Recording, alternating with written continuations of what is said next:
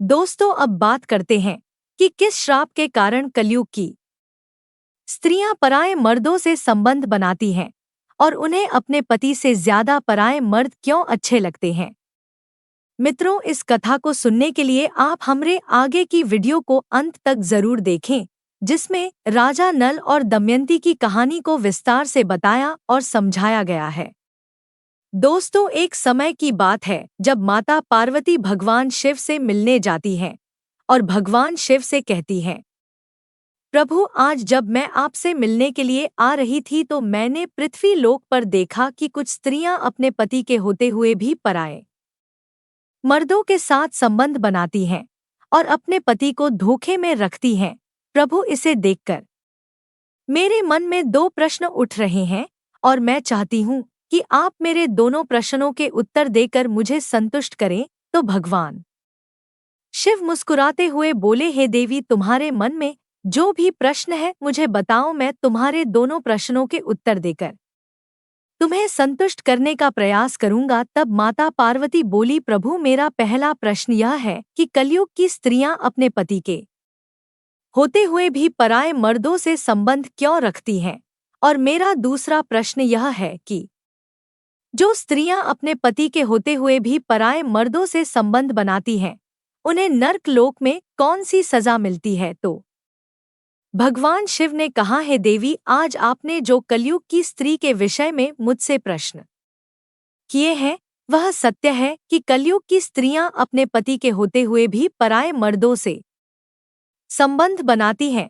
किंतु इसके पीछे कलयुग की प्रत्येक स्त्री को मिला हुआ एक श्राप है और उसी श्राप के कारण कलयुग की स्त्रियां पराये मर्दों से संबंध बनाती हैं। तो माता पार्वती बोली, कौन सा श्राप प्रभु। तो भगवान शिव ने कहा, इसके पीछे कई वर्षों पहले घटित एक घटना है जिसे मैं तुम्हें एक कथा के माध्यम से बताता हूँ, जिसे सुनकर तुम्हें पता चल जाएगा कि किस श्राप के कारण स्त्रियां पराये मर्दों से संबंध रखती हैं।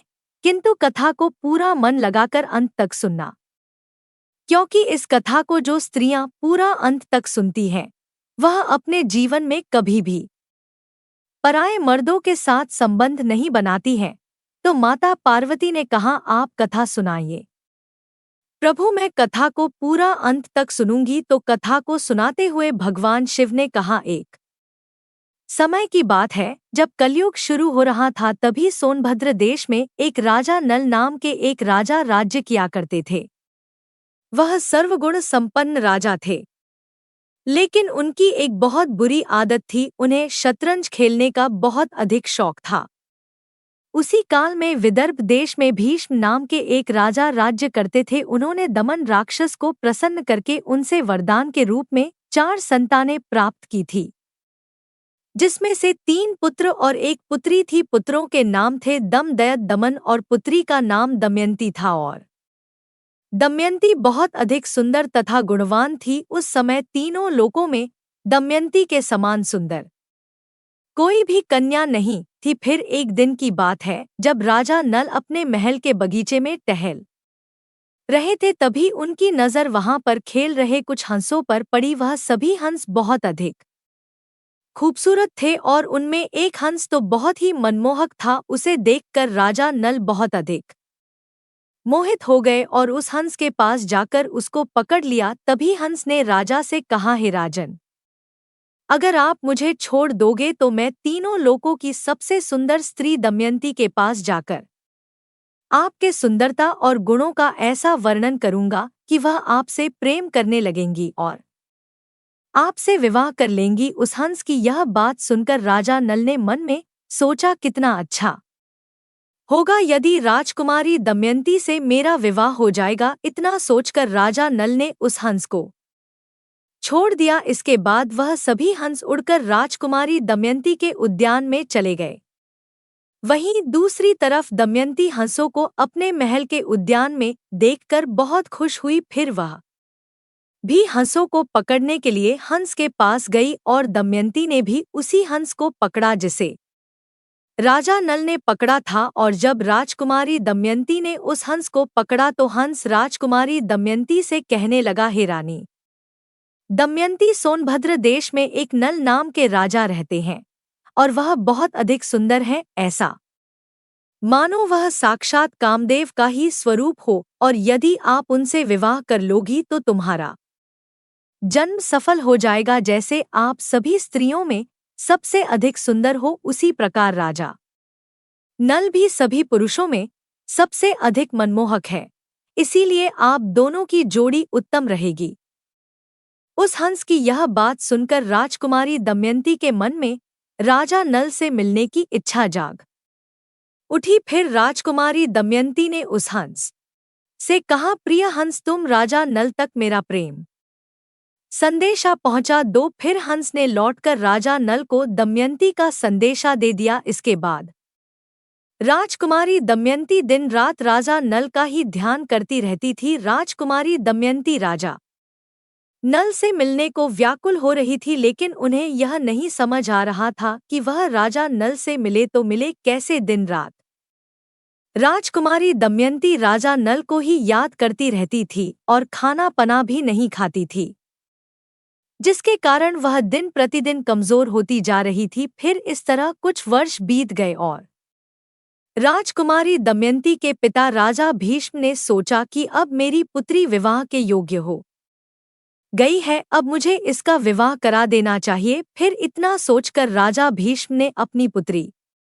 दमयंती के स्वयंवर का आयोजन किया, जिसमें उन्होंने सभी देशों के राजाओं को स्वयंवर के लिए बुलाया। अब स्वयंवर का निमंत्रण मिलने के बाद सभी देश के राजा वहां पहुंचने लगे। उधर जब देवर्षि नारद से सभी देवताओं को भी दमयंती के स्वयंवर का समाचार मिला तो देवराज इंद्र भी दमयंती के स्वयंवर के लिए निकल पड़े और राजा नल को भी संदेशा भेजा गया था, तो राजा नल भी तुरंत ही दमयंती के स्वयंवर के लिए चल पड़े। अब राजा नल के इतने अधिक सुंदर रूप को देखकर देवराज इंद्र ने रास्ते में ही अपने विमान को रोक दिया और अपने विमान से स्वयंवर के लिए निकल पड़े। और राजा नल को भी संदेशा भेजा गया था, तो राजा नल भी तुरंत ही दमयंती के स्वयंवर के लिए चल पड़े। अब राजा नल के इतने अधिक सुंदर रूप को देखकर देवराज इंद्र ने रास्ते में ही अपने विमान को रोक दिया और अपने विमान से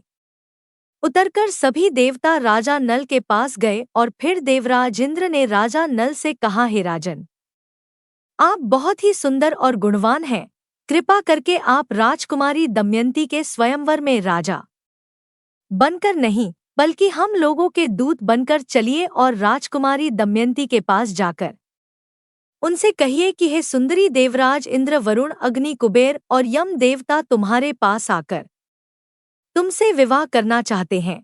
इनमें से तुम जिसे चाहो उसे अपना पति स्वीकार कर लो। देवराज इंद्र की यह बात सुनने के बाद राजा नल ने कहा, हे प्रभु, मैं एक दूत बनकर वहां कैसे जा सकता हूँ, जबकि मेरा और आप लोगों का वहां जाने का एक ही उद्देश्य है। इसीलिए मैं आपका दूत बनकर नहीं जा सकता, क्योंकि मुझे भी राजकुमारी दमयंती से विवाह करना है। तब देवराज इंद्र ने कहा, हे नल, तुम हमारा कहाँ कैसे टाल सकते हो? यदि तुमने हमारा कहना नहीं माना तो तुम्हारे साथ बहुत बुरा होगा। देवराज इंद्र की यह बात सुनकर राजा नल देवताओं के दूत बनने को तैयार हो गए और उन्होंने देवराज इंद्र की आज्ञा से राजमहल में प्रवेश किया। राजा नल के महल में प्रवेश करते ही दमयंती और उसकी सहेलियां भी राजा नल के सुंदर रूप को देखकर उन पर मोहित हो गई और शर्म के मारे कुछ ना बोल पा रही थी। तब राजा नल ने राजकुमारी दमयंती से कहा, मैं यहाँ देवताओं का दूत बनकर आया हूँ,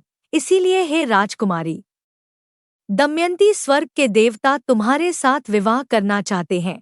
तुम किसी भी एक देवता को चुन लो और उनसे विवाह कर लो। मैं यही संदेश देने आया था और मैं आज कोई राजा बनके तुम्हां पास तुमसे विवाह करने नहीं आया हूँ, बल्कि आज मैं यहाँ एक दूत बनकर आया हूँ और देवताओं की शक्ति से मैंने तुम्हारे महल में प्रवेश किया है, इसलिए मुझे कोई देख नहीं पाया। मैंने देवताओं का यह संदेश तुम तक पहुँचा दिया है। अब तुम जिस भी देवता से विवाह करना चाहो उससे विवाह कर सकती हो। फिर भगवान शिव कथा को आगे बताते हुए माता पार्वती से कहते हैं, हे देवी, अब कथा को बहुत ध्यान से सुनना, क्योंकि अब तुम्हें पता चलेगा कि किस श्राप के कारण कलयुग की स्त्रियां परा मर्दों से संबंध बनाती हैं। तो माता पार्वती ने कहा ठीक है। तो कथा को आगे बताते हुए भगवान शिव ने कहा, फिर राजकुमारी दमयंती राजा नल से कहती हैं, हे राजन, मैं किसी और से नहीं बल्कि मैं तो आपसे ही विवाह करना चाहती हूँ।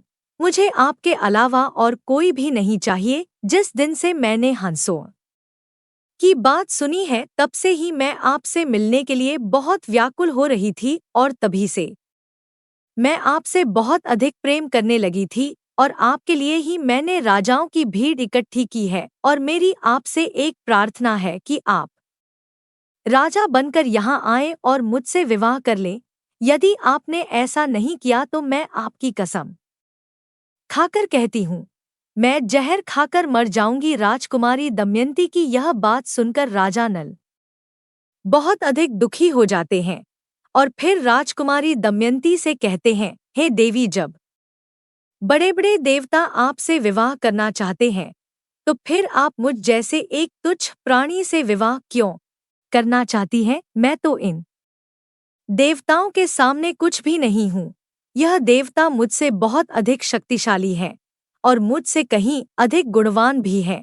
इसीलिए आप इन देवताओं में से किसी एक से विवाह कर लीजिए। राजा नल की यह बात सुनकर राजकुमारी दमयंती बोली, मैं आपको वचन देती हूँ कि मैं आपको ही पति के रूप में स्वीकार करूंगी और किसी को नहीं। तब राजा नल ने कहा, परंतु इस समय मैं राजा बनकर नहीं बल्कि यहाँ पर देवताओं का दूत बनकर आया हूँ, इसीलिए इस समय मैं आपसे विवाह करने के योग्य नहीं हूँ। तब राजकुमारी दमयंती बोली, इसके लिए मेरे पास एक उपाय है। यदि आप उस उपाय के अनुसार कार्य करेंगे तो आपको दोष भी नहीं लगेगा और हमारा विवाह भी संपन्न हो जाएगा। तो राजा ने कहा, कौन सा उपाय है? तो राजकुमारी दमयंती बोली, उपाय यह है कि आप भी अन्य राजाओं के साथ स्वयंवर मंडप में आए और मैं आपको ही वरमाला डाल दूंगी, जिससे हमारा विवाह हो जाएगा। रानी दमयंती की यह बात सुनकर राजा नल वापस देवताओं के पास पहुंच गए और देवताओं के पूछने पर उन्होंने बताया कि वे रानी के पास तो दूत बनकर ही गए थे, लेकिन रानी दमयंती और उनकी सखियां सभी मुझ पर ही मोहित हो गई हैं। और जब मैंने उनके समक्ष आप लोगों के विवाह का प्रस्ताव रखा तो राजकुमारी दमयंती ने आप लोगों से विवाह करने से मना कर दिया और कहा है कि आप देवताओं के दूत बनकर नहीं बल्कि राजा बनकर मेरे स्वयंवर में आए। तो देवताओं ने कहा, ठीक है, आप भी राजकुमारी दमयंती के स्वयंवर में चलो। फिर कुछ ही समय बाद सभी देवता और सभी देश के राजा राजकुमारी दमयंती के स्वयंवर में पहुंच गए। और फिर राजा भीष्म ने अपनी पुत्री दमयंती से कहा, हे पुत्री, अब आप इन सभी में से जिसे चाहो उसे वरमाला पहना सकती। फिर राजकुमारी दमयंती राजाओं की भीड़ में राजा नल को ढूंढने लगी। तभी उसने देखा कि एक ही स्थान पर राजा नल के समान हूबहू दिखने तथा वैसे ही वेशभूषा वाले 5 राजकुमार खड़े दिखाई दिए। तब वह हैरान हो गई और मन ही मन विचार करने लगी कि इन 5 में से राजा नल को अब मैं कैसे पहचानूं। फिर रानी दमयंती समझ गई कि यह देवताओं द्वारा रची गई माया है। फिर उसने देवताओं से कहा, है देवताओं, मुझे राजा नल को पहचानने की शक्ति प्रदान करें, क्योंकि मैं राजा नल के अलावा और किसी से विवाह नहीं करना चाहती हूँ। तो देवताओं ने राजकुमारी दमयंती को राजा नल को पहचानने की शक्ति प्रदान की। तो राजकुमारी दमयंती ने राजा नल को पहचानकर उनको वरमाला पहना देती हैं और फिर दोनों का विवाह हो जाता है। फिर स्वयंवर पूरा होने के बाद देवता वापस स्वर्ग की ओर जाने लगे। उसी समय उनको मार्ग में कलयुग और द्वापर युग से भेंट हो जाती है। तब इंद्रदेव ने कलयुग से पूछा, कलयुग कहाँ जा रहे हो? तब कलयुग ने कहा, मैं दमयंती के स्वयंवर में उससे विवाह करने के लिए जा रहा हूँ। कलयुग की यह बात को सुनकर देवराज इंद्र ने कलयुग से कहा, अरे कलयुग, स्वयंवर तो कब का पूरा हो गया। राजकुमारी दमयंती ने राजा नल को वरमाला पहनाकर उनसे विवाह भी कर लिया। इंद्रदेव की यह बात सुनकर कलयुग बोला, यह तो अनर्थ हो गया। उसने देवताओं का घोर अपमान किया है, इसीलिए उसे इस अपराध का दंड अवश्य मिलना चाहिए। तो देवताओं ने कहा, राजकुमारी दमय ने हमारी आज्ञा प्राप्त करके ही राजा नल को वरमाला पहनाया और उनसे विवाह किया है, और वास्तव में राजा नल सर्वगुण संपन्न और उसके योग्य वर है। इसीलिए जो भी हुआ सही ही हुआ है। फिर इतना कहकर सभी देवता आगे बढ़ गए। फिर कलयुग ने द्वापर से कहा, मैं अपना क्रोध शांत नहीं कर सकता, इसीलिए मैं राजा नल के शरीर में निवास करूंगा और उसे मैं राज्य विहीन कर दूंगा। उस स्थिति में वह राजकुमारी दमयंती के साथ नहीं रह सकेगा। उसे शतरंज का बड़ा शौक है, इसीलिए तुम भी शतरंज के पासों में प्रवेश करके मेरी सहायता करना। तो द्वापर ने भी उसकी बात मान ली। उसके बाद द्वापर और कलयुग दोनों ही राजा नल के पास गए, लेकिन कलयुग को राजा नल के शरीर में प्रवेश करने का कोई मार्ग नहीं मिल रहा था। वह राजा नल के शरीर में प्रवेश करने का सिर्फ एक अवसर चाहता था। फिर इसी तरह समय व्यतीत होता गया, लेकिन कलयुग राजा नल का कुछ ना कर पाया। फिर 16 वर्ष के पश्चात जब एक दिन राजा नल संध्याकाल के समय लघु शंका से निवृत्त होकर बिना हाथ पैर धोए भोजन करने के लिए बैठ गए, तो राजा नल की यह अपवित्र अवस्था को देखकर कलयुग को राजा नल के शरीर में प्रवेश करने का अवसर मिल गया और उसने राज नल के शरीर में प्रवेश कर लिया। वहीं कलयुग दूसरा रूप धारण करके राजा नल के भाई जो अलग रहकर अपना राज्य चला रहे थे, उनका नाम पुष्कर था। तो कलयुग पुष्कर के पास गया और उनसे कहने लगा, हे राजन, तुम अपने भाई राजा नल के साथ शतरंज का खेल खेलो। मैं तुम्हें वचन देता हूँ, मैं निश्चित ही तुम्हें राजा नल का राज्य जिताने में तुम्हारी पूरी मदद करूंगा। जब पुष्कर ने कलयुग की यह बात सुनी तो उसे लालच आ गया। राज्य की लालसा में आकर पुष्कर ने कलयुग की बात मान ली और पुष्कर राजा नल के पास शीघ्र ही चला आया और राजा नल से कहने लगा, हे राजा नल, चलो शतरंज खेलते हैं।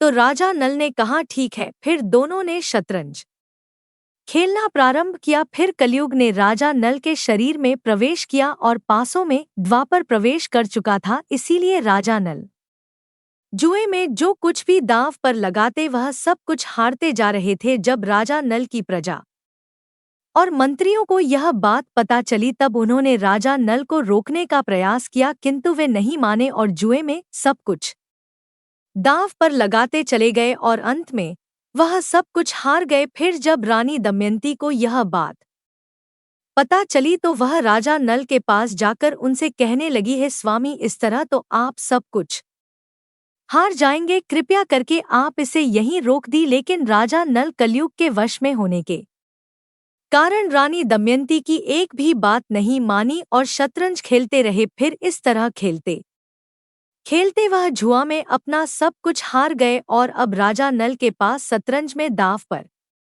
लगाने के लिए कुछ भी नहीं बचा था। तो राजा पुष्कर बोला, अब दांव पर लगाने के लिए तुम्हारे पास क्या है? सब कुछ तो हार चुके हो, यदि कुछ और भी है तो उसे भी दांव पर लगाओ। तो राजा नल ने कहा, अब मेरे पास कुछ भी दांव पर लगाने के लिए नहीं बचा है। फिर शतरंज में सब कुछ हारने के बाद राजा नल और रानी दमयंती एक जंगल में रहने के लिए चले गए और जंगल में इधर-उधर भटकने लगे। फिर घास फूस से उसी जंगल में एक कुटिया बनाकर रहने लगे। राजा नल और रानी दमयंती की हालत यह हो गई थी कि उन्हें भोजन तक नसीब नहीं होता था। फिर इस तरह जंगल में रहते रहते कुछ समय और बीत गया और उन दोनों की हालत पहले से भी ज्यादा खराब हो गई। और फिर एक दिन राजा नल अपनी पत्नी दमयंती से कहने लगे, हे दमयंती, तुम देख रही हो यहाँ बहुत से रास्ते हैं। यहाँ एक रास्ता अवंती की ओर जाता है तथा दूसरा रास्ता दक्षिण देश को जाता है। सामने विंध्याचल पर्वत है और यह कौशल देश का मार्ग है। राजा नल की यह बातें सुनकर रानी दमयंती की आंखें आंसुओं से भर गई और रानी दमयंती ने राजा नल से कहा, क्या आपको लगता है कि मैं आपको छोड़कर अकेली कहीं जा सकती हूँ? मैं आपके साथ रहकर ही आपके दुखों को बांटना चाहती हूँ, दुख में आपका साथ देना मेरा पहला धर्म है रानी।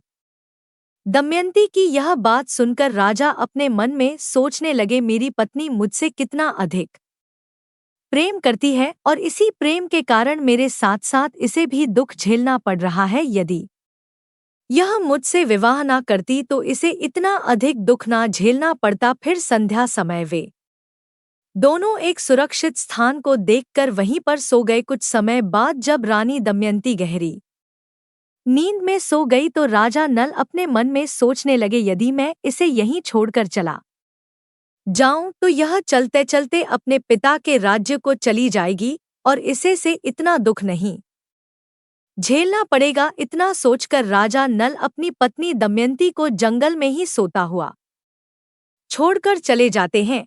फिर जब रानी दमयंती की नींद खुली तो उन्होंने देखा कि राजा नल वहां नहीं थे, तो उनको ढूंढने के लिए वह जंगल में इधर-उधर भटकने लगी। तभी उसे एक शेर दिखाई देता है, तो वह शेर को देखकर डर जाती है और जोर-जोर से चिल्लाने लगती है। तभी उसके चिल्लाने की आवाज एक शिकारी को सुनाई देती है, तो वह शिकारी रानी दाम के पास आता है तो देखता है कि वहां पर एक शेर खड़ा है, तो वह शिकारी शेर को वहां से भगा देता है और रानी दमयंती को अपनी कुटिया में लेकर जाता है और उन्हें भोजन कराता है। फिर शिकारी रानी दमयंती के सुंदरता को देखकर उन पर मोहित हो जाता है और वह रानी दमयंती से मीठी मीठी बातें करके उसे अपने वश में करने की कोशिश करने लगा। दमयंती को उसके मन के भाव समझ में आ गए थे, तो दमयंती ने उसकी वासना को बहुत रोकना चाहा, लेकिन जब वह किसी भी प्रकार से नहीं माना तब रानी दमयंती ने उस शिकारी को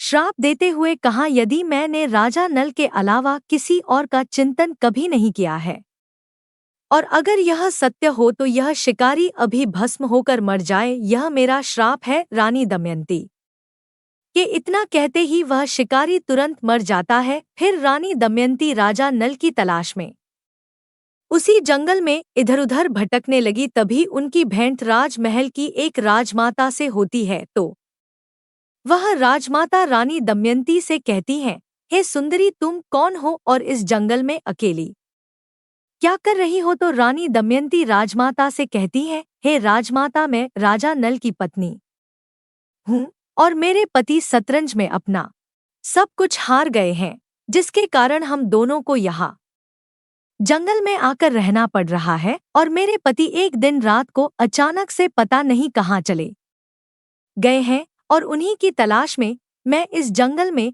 इधर-उधर भटक रही हूँ। रानी दमयंती की यह बात सुनकर राजमाता को उस पर दया आ जाती है और फिर राजमाता उसे अपने महल में लेकर जाती है और उससे कहती है, जब तक आपके पति आपको नहीं मिल जाते तब तक आप इस महल में रह सकती हैं। तो रानी दमयंती उसी महल में रहने लगती है। वहीं दूसरी तरफ राजा नल जंगल में भटक रहे थे, तो कारणवश आकाशीय बिजली गिरने से उस समय जंगल में आग लग गई थी। तभी नल को किसी के चिल्लाने की आवाज आई, तो वह उस तरफ दौड़ पड़े और वहां पहुंचकर राजा नल ने देखा कि नागराज कुंडली मारकर बैठे हुए हैं। तो राजा नल ने उस नागराज से कहा, है नागराज, आप कौन हो और इस तरह यहाँ पर क्यों बैठे हुए हो? तो नागराज ने कहा, है राजन, मैं कर्ककोटक नाम का सर्प हूँ। मैंने नारद मुनि को धोखा दिया था, इसलिए उन्होंने मुझे श्राप दे दिया था कि जब तक राजा नल तुम्हें ना उठा ले तब तक तुम यहीं पड़े रहोगे। राजा नल के उठाने पर ही तुम्हें इस श्राप से मुक्ति मिल पाएगी। उनके श्राप के कारण कई सालों से मैं आज भी यहाँ से एक भी कदम आगे नहीं बढ़ा हूँ। हे राजन, तुम मेरी रक्षा करो। मैं सिर्फ देखने में ही बड़ा हूँ, किंतु मैं अपने शरीर को छोटा भी कर सकता हूँ। फिर इतना कहकर नागराज ने अपना शरीर छोटा कर लिया। इसके बाद राजा नल उस सर्प को उठाकर जंगल से बाहर ले आए। फिर कर्ककोटक ने कहा, है राजन, तुम अभी मुझे जमीन पर मत रखना, पहले तुम कुछ कदम गिनकर चलो। तब राजा नल ने 1 2 3 करते हुए यूं ही धरती पर जैसे ही 10वां कदम रखा, तभी कर्ककोटक नाग ने उसे डस लिया। तो राजा नल अचंभित होकर बोले, हे नागराज, आपने मुझे क्यों डस लिया जबकि मैंने तो आपकी सहायता की थी? तो नागराज बोला, हे राजन, तुम्हें कोई पहचान ना सके इसीलिए मैंने डस कर तुम्हारा रूप बदल दिया है। कलयुग ने तुम्हें बहुत दुख दिया था, अब मेरे विष के कारण वह तुम्हारे शरीर में कोई भी दुख प्रवेश नहीं कर सकेगा और तुम अब निडर हो गए हो। अब तुम्हें पशु पक्षी या फिर शत्रु किसी का भय नहीं रहेगा और तुम पर किसी भी विष का प्रभाव नहीं होगा और युद्ध में हमेशा तुम्हारी ही जीत होगी। फिर इतना कहकर नागराज वहां से अंतर्ध्यान हो गए। मित्रों, फिर भगवान शिव कथा को आगे बताते हुए माता पार्वती से कहते हैं, हे देवी, फिर जब राजा भीष्म को यह समाचार मिला कि उनके दामाद राजा नल और पुत्री दमयंती अपना महल छोड़कर जंगल में रहने के लिए चले गए हैं, तब उन्होंने ने सुखदेव नाम के एक ब्राह्मण को राजा नल और रानी दमयंती का पता लगाने के लिए भेजा। तो सुखदेव रानी दमयंती को ढूंढते ढूंढते उसी महल में जा पहुंचा जहां पर रानी दमयंती रहती थी। फिर वह रानी दमयंती के पास गया और उनसे कहने लगा, मुझे तुम्हारे पिताजी ने भेजा है और कहा है कि तुमको और तुम्हारे पति राजा नल को मेरे दरबार में लेकर आओ। तो रानी दमयंती ने उसे सारी बात बताई और कहा कि राजा नल कई दिनों से गायब है और उन्हीं की तला में मैं इधर-उधर भटक रही हूँ। रानी दमयंती की यह बात सुनकर सुखदेव राजा भीष्म के पास जाते हैं और उन्हें सारी बात बताते हैं। तो सुखदेव की यह बात सुनकर राजा भीष्म ने अपनी पुत्री दमयंती का दोबारा से विवाह कराने का फैसला किया और फिर अपनी पुत्री दमयंती को अपने महल में बुला लिए और सभी राज्यों में अपनी पुत्री के स्वयंवर के लिए घोषणा करा दिया। फिर जब राजा नल को इस बात का पता चला कि रानी दमयंती का दोबारा से विवाह होने जा रहा है, तो राजा नल बहुत अधिक क्रोधित हुए और फिर रानी दमयंती के स्वयंवर के लिए सभी देशों के राजा आए। तभी राजा नल भी वहां पर पहुंच गए और जैसे ही रानी दमयंती ने राजा नल को देखा, तुरंत ही उन्हें गले लगा लिया और अपने पिता से कहने लगी, पिताश्री, अब मैं दूसरा विवाह नहीं करूंगी, मैं अपने पति के साथ ही रहना चाहती हूँ। तो राजा भीष्म ने कहा, ठीक है, किंतु राजा नल को इस बात पर बहुत अधिक क्रोध आ रहा था कि मेरे होते हुए रानी दमयंती का विवाह दोबारा क्यों कराया जा रहा था। इसी बात से नाराज होकर राजा नल ने रानी दमयंती को श्राप देते हुए कहा, हे रानी दमयंती, जिस तरह तुम मेरे होते हुए दूसरे पुरुषों की ओर आकर्षित हो गई थी, इसी तरह कलयुग की प्रत्येक स्त्री अपने पति के होते हुए भी दूसरे पुरुषों की ओर आकर्षित हो जाएगी और अपने पति के होते हुए भी पराये मर्दों से संबंध रखेगी। मित्रों, फिर कथा को आगे बताते हुए भगवान शिव माता पार्वती से कहते हैं, हे देवी, यही कारण है कि कलयुग की कुछ स्त्रियां पति के होते हुए भी पराये मर्दों के साथ संबंध बनती हैं। तो दोस्तों, हर महादेव।